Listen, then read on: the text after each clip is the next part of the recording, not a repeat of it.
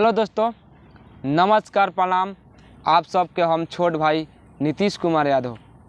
आज बात करने वाले हैं भोजपुरी के superstar, trending star, global star, hit machine के नाम से जाने जाने वाले खेसारी लाल यादव के टेलर के बारे में, जो कि भोजपुरी गाने का एक टेलर आ जाया है और कल सुबह 7:30 बजे करीब गाना आएगा।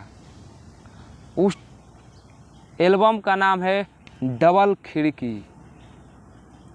तो दोस्तों, ये गाना कैसा है ये तो कल सुनने पे मालूम चलेगा।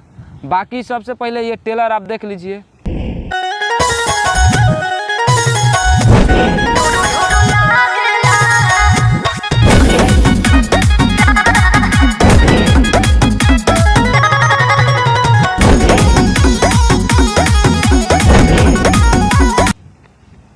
और दोस्तों, इस गाने का राइटर है अभिषेक भोजपुरिया।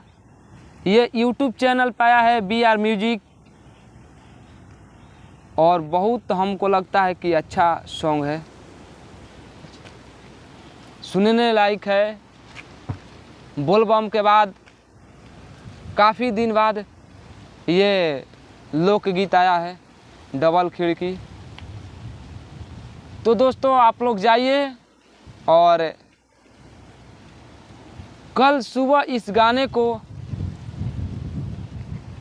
ज़रूर सुनिए।